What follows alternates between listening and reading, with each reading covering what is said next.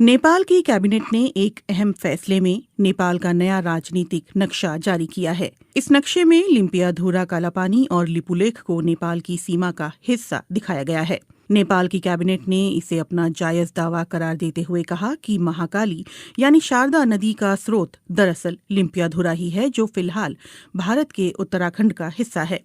भारत इससे इनकार करता रहा है। नेपाल की कैबिनेट का फैसला भारत की ओर से लिपुलेख इलाके में सीमा सड़क के उद्घाटन के 10 दिनों बाद आया है। लिपुलेख से होकर ही तिब्बत चीन के मानसरोवर जाने का रास्ता है।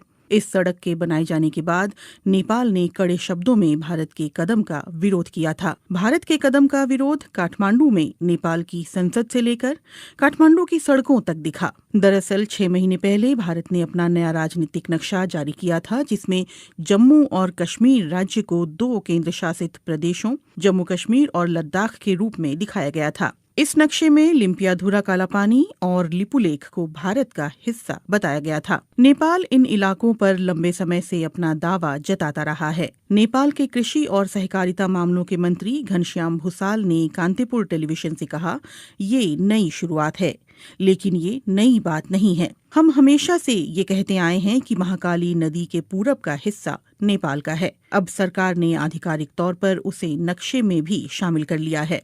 हालांकि घनश्याम भूसाल ने ये भी कहा है कि इस मसले पर आधिकारिक हल के लिए भारत के साथ कूटनीतिक बातचीत जारी रहेगी। माना जा रहा है कि दोनों देशों के बीच विदेश सचिव स्तर की बातचीत कोविड-19 संकट के खत्म होने के बाद हो सकती है। सोमवार को हुए नेपाली कैबिनेट के फैसले के बाद माना जा रहा है कि नेपाल की सरकार अपने अधिकारियों और स्थानीय निकायों को सरकारी दफ्तरों में इस नए नक्शे के इस्तेमाल के लिए कहेगी। इस नक्शे को शैक्षणिक संस्थानों में भी पढ़ाया जाएगा और दूसरे साझेदारों के साथ शेयर किया जाएगा। कालापानी और गुंजी के रास्ते लिपुलेख तक नई सड़क के उद्घाटन के भारत के एकतरफा फैसले के बाद नेपाल ने कालापानी और लिपुलेख क्षेत्रों पर अपने पुराने दावों को फिर दोहराया और काठमांडू में भारत के राजदूत और भारतीय विदेश मंत्रालय को नेपाल की चिंताओं से अवगत कराया था। इससे पहले नेपाल ने कहा था कि भारत ने जिस सड़क का निर्माण उसकी जमीन पर किया है, वो जमीन भारत को लीज पर तो दी जा सकती है, लेकिन उस पर दावा नहीं छोड़ा जा सकता। बुधवार को लिपुलेख विवाद पर नेपाल के प्रधानमंत्री केपी शर्मा ओली ने एक सर्वदलीय बैठक बुलाई थी, जिसमें पूर्व प्रधानमंत्रियों ने भी हिस्सा लिया था। लिपुलेख वो इलाका है जो चीन, नेपाल और भारत की सीमाओं से लगता है। लिपुलेख में कथित अतिक्रमण के मुद्दे को लेकर नेपाल में भारत विरोधी प्रदर्शनों का सिलसिला भी जारी है। नेपाल के प्रधानमंत्री केपी शर्मा ओली की सरकार ने इस सिलसिले में भारत के समक्ष लिपुलेख इलाके पर नेपाल के दावे को दोहराते हुए कड़े शब्दों में कूटनीतिक विरोध दर्ज कराया है। उत्तराखंड के धारचूला के पूरब में महाकाली नदी के किनारे नेपाल का दारचूला जिला पड़ता है। महाकाली नदी नेपाल भारत की सीमा के तौर पर भी काम करती है। नेपाल सरकार का कहना है कि भारत ने उसके लिपुलेख इलाके में 22 किलोमीटर लंबी सड़क का निर्माण किया है। नेपाल ने पहले भी साल 2019 के नवंबर में भारत के समक्ष अपना विरोध जताया था। साल 2015 में जब चीन और भारत के बीच व्यापार और वाणिज्य को बढ़ावा देने के लिए समझौता हुआ था, तब भी नेपाल ने दोनों देशों के समक्ष आधिकारिक रूप से अपना विरोध दर्ज कराया था। भारत चीन के बीच हुए समझौते को लेकर नेपाल ने पहले भी साल 2019 के नवंबर में भारत के समक्ष अपना विरोध जताया था। साल 2015 में जब चीन और भारत के बीच व्यापार और वाणिज्य को बढ़ावा देने के लिए समझौता हुआ था, तब भी नेपाल ने दोनों देशों के समक्ष आधिकारिक रूप से अपना विरोध दर्ज कराया था। नेपाल का कहना है कि इस समझौते के लिए ना तो भारत ने और ना ही चीन ने उसे भरोसे में लिया, जबकि प्रस्तावित सड़क उसके इलाके से होकर गुजरने वाली थी। इस सप्ताह जब काठमांडू में भारत विरोधी प्रदर्शन अपने चरम पर थे, तो नेपाल ने बुधवार को एक और बड़ा फैसला किया। उसने पहली बार महाकाली नदी से लगे सीमावर्ती इलाके में आर्म्ड पुलिस फोर्स एपीएफ की एक टीम भेजी है। कालापानी से लगे छांगरू गांव में एपीएफ ने एक सीमा चौकी स्थापित की है। एपीएफ का ढांचा भारत के सशस्त्र सीमा बल और भारत तिब्बत सीमा पुलिस की तरह ही है।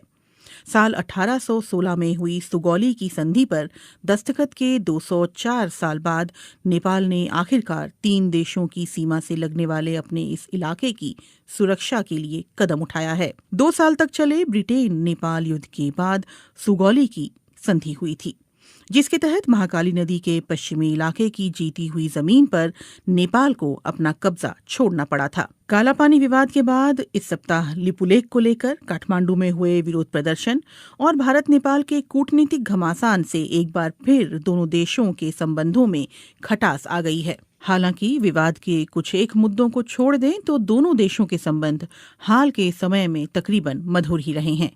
इसी महीने प्रधानमंत्री नरेंद्र मोदी और केपी शर्मा ओली ने कोविड-19 की महामारी के खिलाफ एकजुट रहने की प्रतिबद्धता जताई थी, लेकिन लिपुलेख में भारत के सड़क बनाने की घटना ने कई नेपालियों को नाराज कर दिया है। यहां तक कि प्रधानमंत्री केपी शर्मा ओली को ये स्पष्ट करना पड़ा कि नेपाल अपनी जमीन का 1 इंच भी नहीं छोड़ेगा। ऐसे में सवाल उठता है कि अचानक पैदा हुए लिपुलेख विवाद के कारण क्या भारत नेपाल मैत्री खत्म हो जाएगी? महाकाली नदी के उद्गम वाला ये पहाड़ी इलाका नेपाल के लिए इतना महत्वपूर्ण क्यों है? और ये सवाल भी उतना ही मायने रखता है कि लिपुलेख भारत के लिए भी रणनीतिक दृष्टि से इतना अहम क्यों है? नेपाल भारत संबंधों पर कई भारतीय विश्लेषकों का कहना है कि सभ्यता, संस्कृति, इतिहास और भूगोल की दृष्टि से कोई भी 2 देश इतनी नजदीकी नहीं रखते हैं जितने कि भारत और नेपाल हैं। लेकिन 1800 किलोमीटर लंबी सीमा पर दोनों देशों के दरमियान कभी न खत्म होने वाले कई सीमा विवाद भी हैं। दोनों देशों की सरहद ज्यादातर खुली हुई और आड़ी तिरछी भी है। हालांकि अब सीमा पर चौकसी के लिए सुरक्षा बलों की तैनाती बढ़ी है। मुश्किल इस बात को लेकर ज्यादा है कि दोनों देशों की सीमाओं का निर्धारण पूरी तरह से नहीं हो पाया है। महाकाली यानी शारदा और गंडक यानी नारायणी जैसी नदियां दोनों इलाकों में सीमांकन तय करती हैं। वहां मॉनसून के दिनों में आने वाली बाढ़ से तस्वीर बदल जाती है। नदियों का रुख भी साल दर साल बदलता रहता है।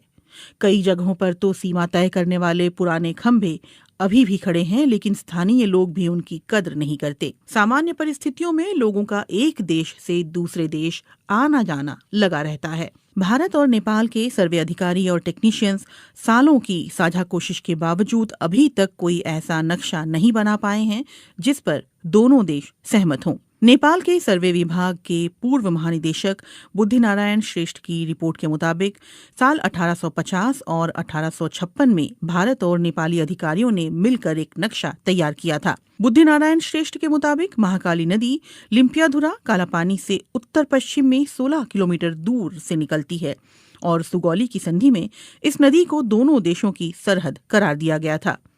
इसलिए इससे साबित होता है कि कालापानी नेपाल का हिस्सा है। लेकिन भारत इन नक्शों को सबूत के तौर पर स्वीकार करने से इनकार करता है। भारतीय पक्ष का कहना है कि इसकी जगह 1875 के नक्शे पर विचार किया जाना चाहिए, जिसमें महाकाली नदी का उद्गम कालापानी के पूर्व में दिखलाया गया था।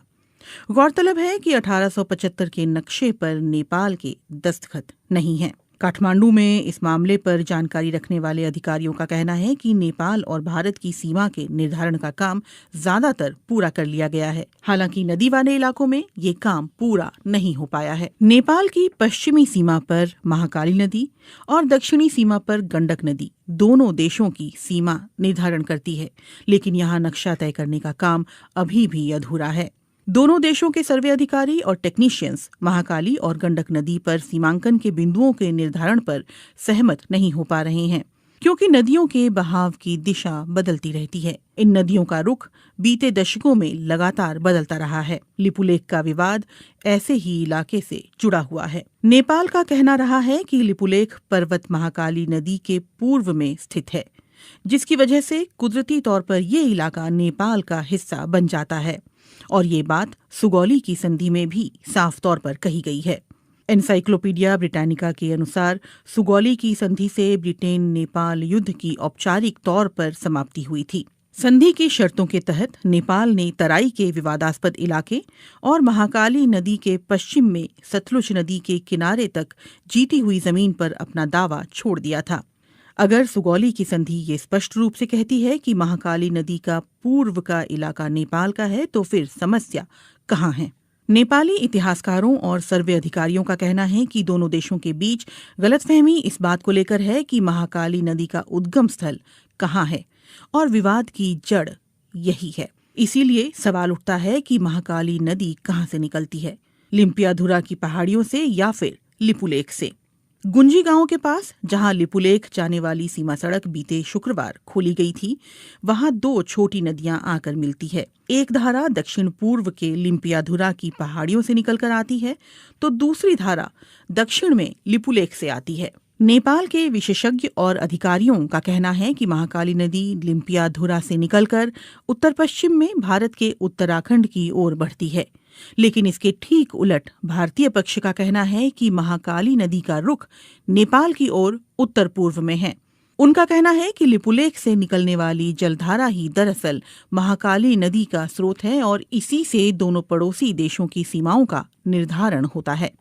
8 मई को लिपुलेख के लिए सड़क मार्ग खोले जाने के बाद आई नेपाल की कड़ी प्रतिक्रिया पर भारत ने इस फैसले का बचाव करते हुए कहा कि किसी भी नेपाली क्षेत्र का अतिक्रमण नहीं किया गया है और ये सीमा सड़क कैलाश मानसरोवर की पारंपरिक धार्मिक यात्रा के रूट पर ही बनाई गई है।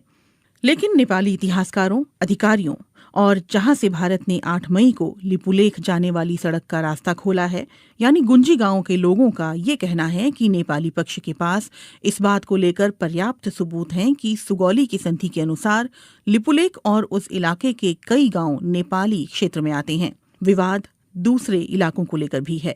नेपाल की सरकार लगातार इस बात पर जोर देती रही है कि लिपुलेख और गुंजी गांव के अलावा भारत ने महाकाली नदी के उत्तर में उससे लगे कई इलाकों पर भी अपना कब्जा कर रखा है, जिसमें कालापानी भी शामिल है।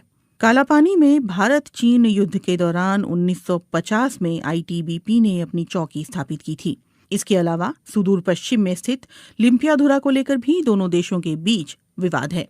वहीं नेपाल की राष्ट्रीय राजनीति में 3 दशक से भी ज्यादा समय से महाकाली कालापानी का मुद्दा उठता रहा है। नेपाल के सर्वे विभाग के अधिकारियों का कहना है कि लिपुलेख और कालापानी हिमालय क्षेत्र के सुदूर इलाके हैं जहां पहुंचना बहुत मुश्किल है और वहां कोई इंसानी आबादी नहीं रहती। यही वजह है कि नेपाल ने वहां सीमा सुरक्षा चौकी स्थापित नहीं की। अधिकारी ये भी कहते हैं कि सुगौली की संधि के अलावा नेपाल के पास और भी सबूत हैं, जिनमें संधि पर दस्तखत से पहले ब्रितानी अधिकारियों को लिखी चिट्ठी और उस दौर के दस्तावेज शामिल हैं। नेपाल कालापानी और गुंजी के स्थानीय लोगों की मालगुजारी रसीद और नेपाली मतदाता होने का पहचान पत्र भी सबूत के तौर पर दिखा रहा है। इसके अलावा साल 1908 में मानसरोवर की यात्रा करने वाले भारतीय संत योगी भगवान श्रीहंस और 30 और 40 के दशक में वहां जाने वाले स्वामी प्रणवानंद ने भी अपने यात्रा संस्मरणों में लिपुलेख के दक्षिण में छांगरू गांव में नेपाली सुरक्षाकर्मियों की मौजूदगी के बारे में विस्तार से लिखा है। कई नेपाली अधिकारियों और पत्रकारों ने बीते दशकों में कालापानी की यात्रा के बाद वहां के स्थानीय लोगों के पास मौजूद उनके नेपाली दस्तावेज इकट्ठा किए हैं। इनमें लिपुलेख से लगे गुंजी गांव और कालापानी के आसपास के गांव भी शामिल हैं।